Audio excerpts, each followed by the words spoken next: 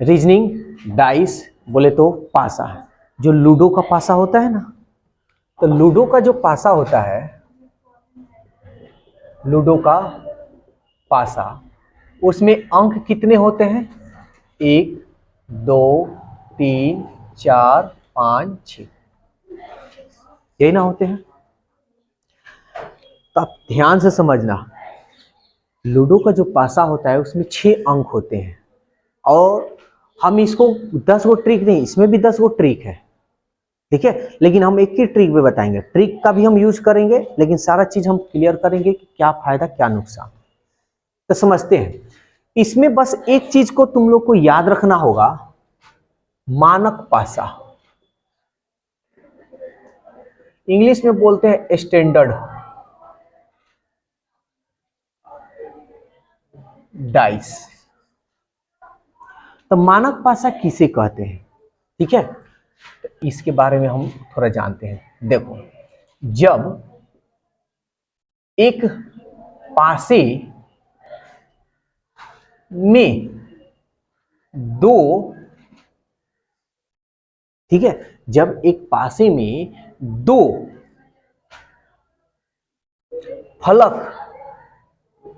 पार्श्व भी कह सकते हैं हम लोग, या फेस भी कह सकते हैं, दो फलक के अंकों का योग 7 ना आए, यहां पे यही चीज थोड़ा बहुत कंफ्यूजन करता है, ठीक है ना?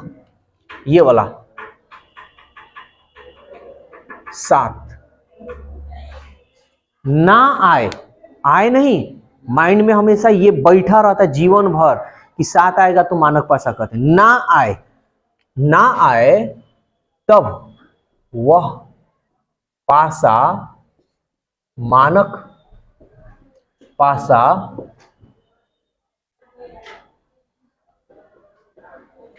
कहलाता है। समझ में आया? यानी एगो पासा रहेगा और उस पासा पे जो अंक है ना, कोई भी अंक को जोड़ने पर 7 नहीं आनी चाहिए। अगर 7 आ गया तो कहना मानक पासा नहीं है, अगर 7 नहीं आया तो कहना मानक पासा है। क्लियर? अब हम लोग देखते हैं थोड़ा देरी के लिए, जैसे हम ऐसे लिखते हैं 1 2 3 4 5 6, ठीक है? तब ध्यान से समझना, एक दूसरे का अपोजिट, अपोजिट है ना मानक, एक दूसरे के विपरीत अंक होगा जी। तो ये पासा है, तो इसका अपोजिट 1 का 6, इसका अपोजिट 1 का 5, और 3 का अपोजिट 4। यानी हम कह सकते हैं 1 का विपरीत क्या होगा? 6, 2 का विपरीत क्या होगा? 5, 3 का विपरीत होगा 4। ये समझ में आया? लेकिन ये कब होगा? जब मानक पासा होगा तब, मानक पासा होने पर।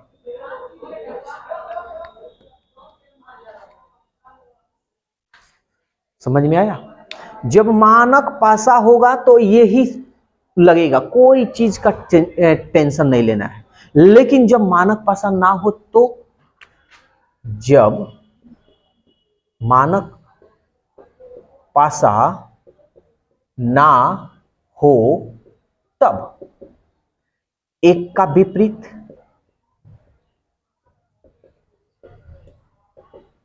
2 का विपरीत, 3 का विपरीत। तो अब इस पे हम थोड़ा देरी के लिए पासा बनाते हैं। देखो,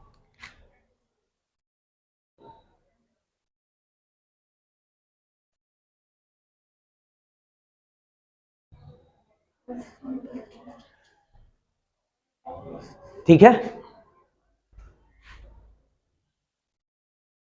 हम आर्टिस्ट नहीं है कि बढ़िया पासा बनाएंगे। हाँ यार, अजीब आदमी हो यार, थोड़ा सा हमारा पासा का गड़बड़ हो गया तो एकदम, हाँ अरे जो भी है, चलो अब बन गया, ठीक है, चलो यार ठीक है। अब जैसे ये स्टैंडर्ड पासा हम बना रहे हैं, जैसे हम ले लेते हैं 6 2 5, सॉरी 3 ले लेते हैं। इसमें किसी भी दो अंकों को जोड़ने पर 7 आएगा क्या?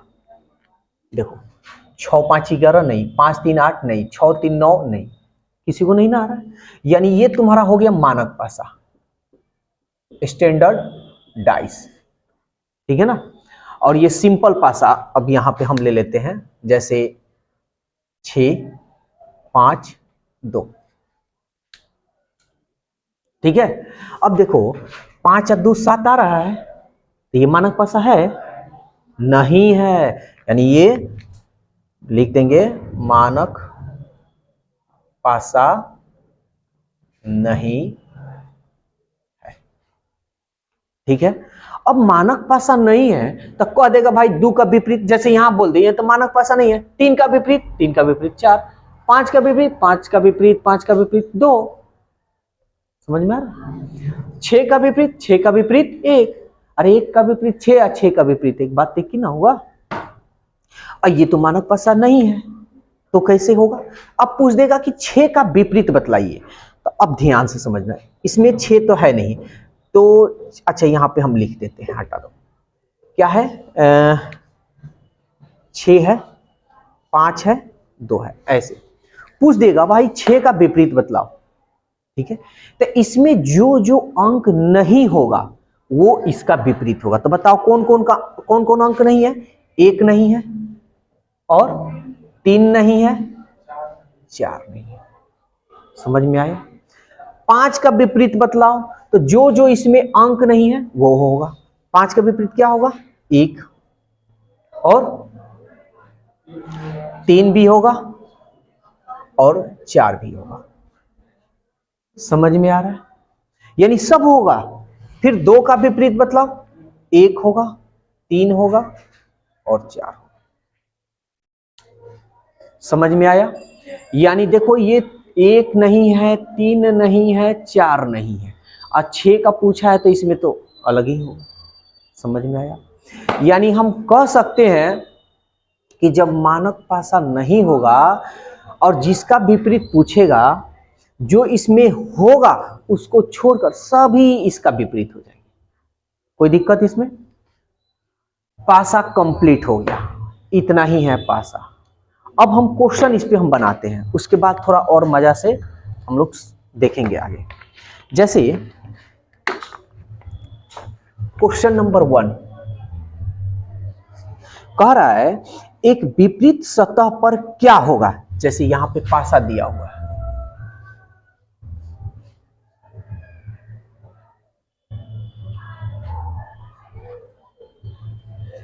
पासा में दे रहा है 6 2 1,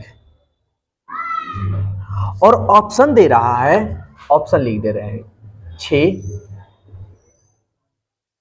5 3 4 3 4 5। तो पासा कय गो है? पासा कय गो है?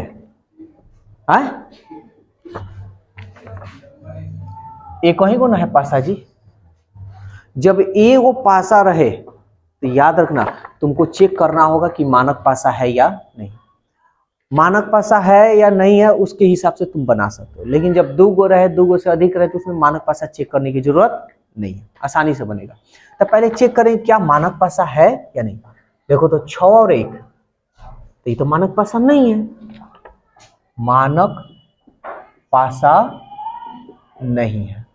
तो हम जानते हैं कि जब मानक पासा नहीं है तो इसमें जो जो अंक दिख रहा है उसको छोड़कर जितना अंक नहीं दिख रहा है वो सब इसके विपरीत होंगे।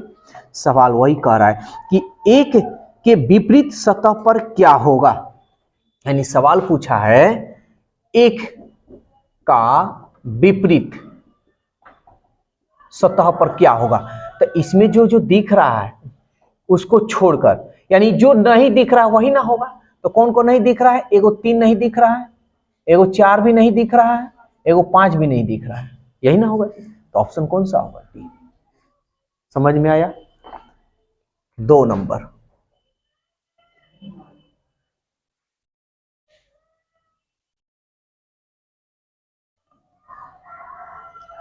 दो, 6, 4। कभी भी एगो पासा रहे तो मानक पासा ही पहले चेक करना है। तो चलो, कह रहा है 4 का विपरीत सतह पर कौन सा होगा? 4 का विपरीत बताना है, बताओ जल्दी से बताओ। 4 का विपरीत, तो सबसे तो पहले हम चेक करेंगे कि भाई मानक पासा है या नहीं। कोई भी दो अंकों को जोड़ने पर 7 आ रहा है कि नहीं आ रहा है, ये देखो तो। 2, 6, 8 नहीं, 6, 4, 10 नहीं, 4, 2, 6 नहीं ना आ रहा है, यानी ये जोड़ने पर 7 नहीं आ रहा है। जब जोड़ने पर 7 नहीं आ रहा है, इसका मतलब तो ये मानक पासा है। अब मानक जब पासा होगा तो 4 का विपरीत देखो यहां क्या होगा? 4 का विपरीत 3।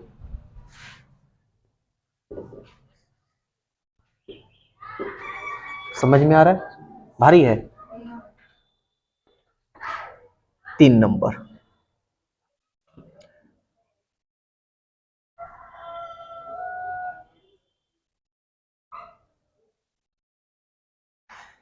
तीन नंबर कह रहा है 4 है, 2 है, 6 है। सवाल कह रहा है 6 के विपरीत क्या होगा? 6 का विपरीत, तो इसमें पहले हम चेक करेंगे मानक पासा है या नहीं। तो देखो तो, 4, 2, 6, 6, 2, 8, 6, 4, 2, यानी जोड़ने पर 7 नहीं आ रहा है, इसलिए मानक पासा है। ये बहुत कंफ्यूजन करता है, याद रखना, इसको याद रखना। जब जोड़ने पर 7 नहीं आए तब होगा, अगर आ गया तो नहीं होगा। होता है ना ये इसलिए हम कहते हैं, ये कह देंगे ना, दिमाग में यही आएगा। कुछ दिन के बाद ये भी समझ लो कि जब जोड़ने पर 7 आएगा तब भी मानक पासा होगा। हमारी कंफ्यूजन कर देगा। यहां ना कहना है कि जब नहीं आए तो भी होगा। तो 6 का भी, तो किसी को जोड़ने पर तो 7 नहीं आ रहा है, इसलिए मानक पासा है। तो 6 का विपरीत क्या होता है? समझ में आया? तो ये तो एक पासा वाला हो गया। अब 2 पासा वाला भी खेल हम लोग देख लीजिए। नोट करो पहले इसको। चल रहा है, बीएड के बारे में कुछ बता सकते हो? देखो बीएड क्या है पहले ये जान लो। बहुत लोग इसके बारे में अच्छी तरह से नहीं जानते हैं, ठीक है, लेकिन जान लो ये कितना इजी प्रोसेस है। इसमें 2 गो चीज होता है, एगो डीएलएड भी होता है ना, डीएलएड।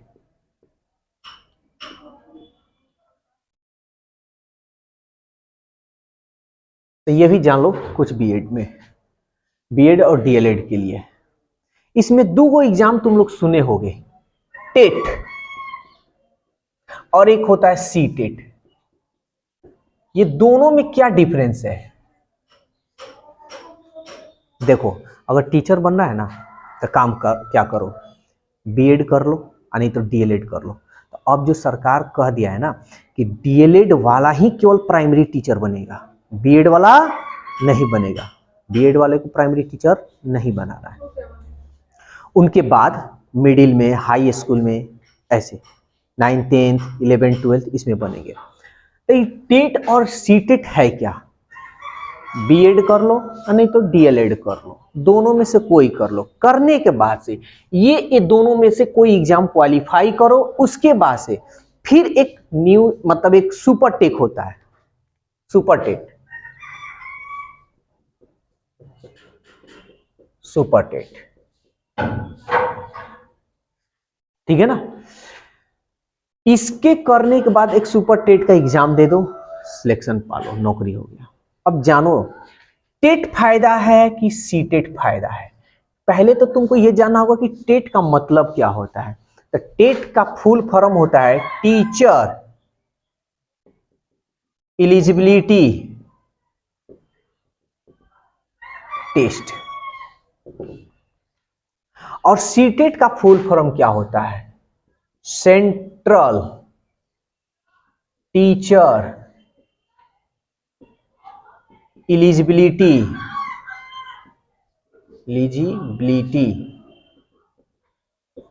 टेस्ट। ये फायदा है कि ये फायदा है? तो समझो, ये टेट जो होता है ना स्टेट लेवल का होता है। स्टेट लेवल का मतलब जैसे बी टेट आ जाता है, यू टेट आ जाता है, समझ में आ रहा है? यानी राज्य के ऊपर है। जैसे हमारा बी टेट, यानी हम लोग का बिहार है तो हमारा होगा बी टेट। तो बीटेट अगर तुम क्वालिफाई करोगे ना तो केवल तुमको बिहार में नौकरी मिलेगा, अदर स्टेट में नहीं मिलेगा। तुम सोचोगे कि हरियाणा में जाकर हम नौकरी कर लें, ये संभव नहीं है। लेकिन सीटेट निकालोगे ना तो मन करे तो बिहार में, मन करे हरियाणा में, मन करे बंगाल में, जिधर मन करे उधर घुस जाओ। तो फायदा तुम्हारा क्या है, सीटेट निकालने। इससे थोड़ा ये भारी होता है, थोड़ा सा, उतना भी है भारी नहीं। सीटेट निकालने के बाद से अगर हरियाणा का निकल गया वैकेंसी टीचर के लिए तो तुरंत तुम अप्लाई कर दो, सिलेक्शन हो गया, करो काम। लेकिन अगर टेट पास किए हो, आज हरियाणा का वैकेंसी निकला, सोचोगे जाकर कूद जाए, कूद कर हम ले लें, तो वहां नहीं मिलेगा, तुमको बिहार में नौकरी मिलेगा। समझ में आ गया? बीएड या डीएलएड कर लो। बीएड या डीएलएड करने के बाद से या तो टेट का तैयारी करो या सीटेट का। सबसे बेस्ट है सीटेट का, जहां मन करे वहां नौकरी, ठीक है। उसके बाद एक सुपर टेट होता है, यानी इसके ये क्वालिफाई करने के बाद से नहीं, हम बोलते हैं यार एक पीटी होता है और एक मेंस होता है, बोलते हैं ना। तो ये तुम्हारा जो हो गया ना, ये पीटी हो गया और ये हो गया तुम्हारा मेंस। हाँ, वो मेंस हो गया, बीपीएससी तुम्हारा मेंस हो गया। अब टेट, सीटेट और ये बीटेट, ये तुम्हारा पीटी हो गया। बीपीएससी पास करोगे तब भी ना नौकरी हुआ है। इस बार क्या हुआ है, बीपीएससी जो जो क्वालिफाई किया, काउंसलिंग हुआ है, नौकरी पाया है। अब पहले था कि सीटेट क्वालिफाई करो और किधर भी घुस जाओ, लगाकर टीचर बन जाओ। अब कह रहा है कि ना मुन्ना, अब तुम लोग को इधर आना है, इधर सुपर टेट में आना है, और सुपर पास करोगे तब तुमको नौकरी पाना है। तो कोई इतना भारी नहीं है यार, एकदम आसान है। अगर जो बच्चा इसमें लगा, देखो बहुत लोग को मालूम नहीं भी होगा। हाँ, एक और खास बात, इसमें निगेटिव मार्किंग नहीं होता है। और बिहार एसएससी जो आया था, ये सॉरी बीपीएससी जो आया था, उसमें भी निगेटिव मार्किंग नहीं था। समझ में आ रहा है? तो ये बेनिफिट होता है, ठीक है। और मतलब इसका प्रोसेस बहुत आसान है, बहुत लोग इस तरीका से नहीं बताएगा सब, अगर दोनों सर्टिफिकेट है जिधर मन के उधर लगा दो। लेकिन नहीं, सीटेट एक सेंट्रल है, पूरे इंडिया में कहीं भी तुम ले सकते हो, टीचर बन सकते हो। हाँ, ट्वेल्थ के बाद डीएलएड ले लो, ठीक है। ग्रेजुएशन है तो बीएड ले लो। समझ में आ गया? बीएड, डीएलएड, बीटेड, सीटेट क्या है? ये जैसे बीटेड है तो ये बिहार के लिए है, आ जाता है कभी यूटेट यानी यूपी वाले लोगों के लिए, कभी आ जाता है एस्टेट हरियाणा वाले लोगों के लिए। समझ में आ रहा है? तो स्टेट निकालोगे तो केवल हरियाणा में ही नौकरी मिलेगा, अदर स्टेट में नहीं। इसलिए सीटेट की ज्यादा फोकस करना है। ये अब समझ में आ गया ना? अब तो डाउट में नहीं रहोगे, ठीक है। तो छोटी छोटी जानकारी होनी चाहिए। क्यों? देखो ये कोई डिफिकल्ट नहीं है, अगर इच्छा है तो कहीं से तुम बीएड डीएलएड कर लो और अपना पढ़ाई जारी रखो, जब मन करे तो मार लो बाजी। चलो ये तो क्लियर हो गया। चलो अब क्वेश्चन हम लोग देखते हैं 4 नंबर। देखो छोटी छोटी बातें की जानकारी होनी चाहिए। अब समझ लो ये पासा दिया हुआ है,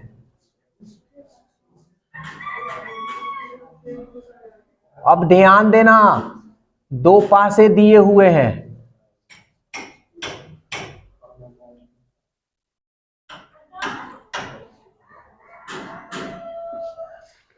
पहले की अपेक्षा अच्छा पासा बना रहे, पहले तो पासा ही बनाने नहीं आता था। अब ये देखो क्या कह रहा है, ये कह रहा है 1 2 3 4 5, 1 2 3 4, 1 2 3, 1 2 3 4 5 6, 1 2, 1 2 3 ऐसे दिया है। तो इसको 2 ट्रिक है, हम ज्यादा मतलब मेरा कहना में है कि ट्रिक को छोड़ दो, ट्रिक इक्का दुक्का रखो हथियार के लिए। अब समझ लो सवाल क्या पूछ रहा है। नीचे एक पासे की 2 विभिन्न स्थितियों को दिखाया गया है। नीचे यदि नीचे वाली सतह पर एक बिंदु हो, यानी नीचे वाली सतह पर एक बिंदु हो यानी एक हो, तो ऊपर वाली सतह पर क्या होगा, ऊपर पूछे बाएं पूछे दाएं पूछे इससे हमको मतलब नहीं है। तब तो दो गो पासा है, तो दो गो पासा जब रहे ना तो मानक पासा के चक्कर में नहीं पड़ना है। तो अब देख लो, ध्यान से समझना है, ये फलक सेम सेम है ना, है ना। तो अब जो एक दूसरे के सामने सामने होगा वही अपोजिट हो जाएगा।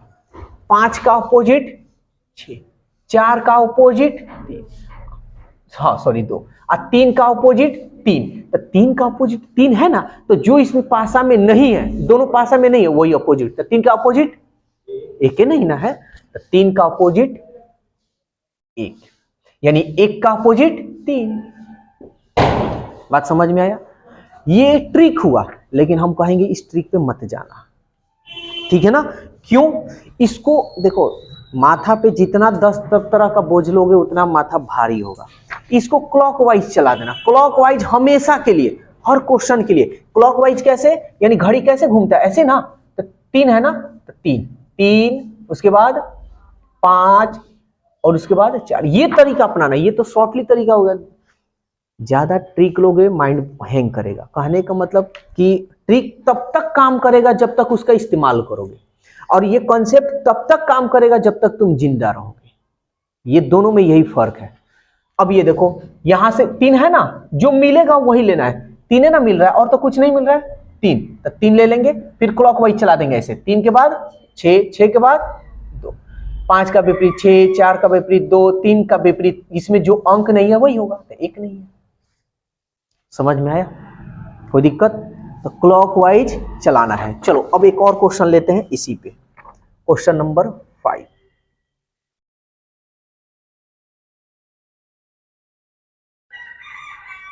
देखो, ज्यादा ट्रिक पे बिल्कुल मत भीरो। ज्यादा जो ट्रिक लिया है वो सक्सेस नहीं हुआ है, ये भी जान लो। हाँ हुआ है। कब? जब 24 घंटे बेचारा पढ़ाई में लगा है तब। तो इसलिए ज्यादा ट्रिक पे हम लोग नहीं लेंगे। हम क्या करेंगे, अब देखो, अगर हम ट्रिक लेंगे तो यहां दिक्कत हो जाएगा। यहां पे हम क्या करेंगे, देखेंगे कि दोनों में कोई अंक मिल रहा है कि नहीं मिल रहा है। अब क्या करा, किसी पासे के दो विभिन्न स्थितियों नीचे दर्शाएगा, दो के नीचे वाली सतह पर कौन सा अंक होगा, यानी 2 का विपरीत पूछ रहा है। अब इसमें पहले ये देखो, क्या दोनों में कोई अंक मिल रहा है? नहीं मिल रहा है, चलो ठीक है। और एक और चीज हम देखेंगे, क्या ये मानक पासा कोई बन रहा है? मानक पासा भी नहीं बन रहा है। सॉरी, मानक पासा है ना मानक पासा, ठीक है। तो अब हम ध्यान देंगे, जो इसमें है, जो इसमें है, तो हम पहले यहां पे 2 का विपरीत हम लोग क्या जानते हैं, 5 ना, जब मानक पासा होता है तो यही ना हम लोग जानते हैं। तो एक तो बात हम क्लियर जान गए हैं कि 2 है, 4 है, 6 है। तो 2 तो पूछ दिया है, तो इसमें जो अंक है वो तो इसका विपरीत कभी नहीं आएगा, ये तो श्योर है। 2 का विपरीत कभी, इसमें जो अंक जैसे कह सकते हो 4 या 6 या 4, ये कभी नहीं आएगा। तो इसके अंदर में यानी इसमें जो फलक में है वही विपरीत आएगा। लेकिन इसमें जो विपरीत आएगा तो कौन आएगा, ये भी अब जानकारी हमको चाहिए। तो 2 का जो विपरीत होगा वो है ना, तो 2 का विपरीत क्या होता है, 5।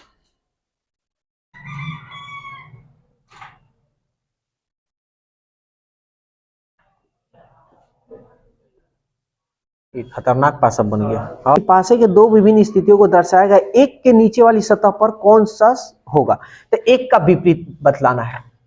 तो हम देख रहे हैं कि दोनों का जगह सेम है ना, तो एक दूसरे के विपरीत हो जाएंगे, यही ना बताए हैं। लेकिन ये मत प्रोसेस चलना, सीधा एक बार क्लॉकवाइज, इसमें ज्यादा समय थोड़े लग रहा है, 5 से 10 सेकेंड। 1 फिर 5 फिर 6 फिर 1 फिर 4 फिर 3। तो एक का विपरीत, इसमें जो अंक नहीं दिख रहा है, इसमें कहो या इसमें जो अंक नहीं दिख रहा है वही तुम्हारा विपरीत होगा। कौन नहीं दिख रहा है, हो गया। आया समझ में? इधर भी देख लेते हैं 7 नंबर क्वेश्चन।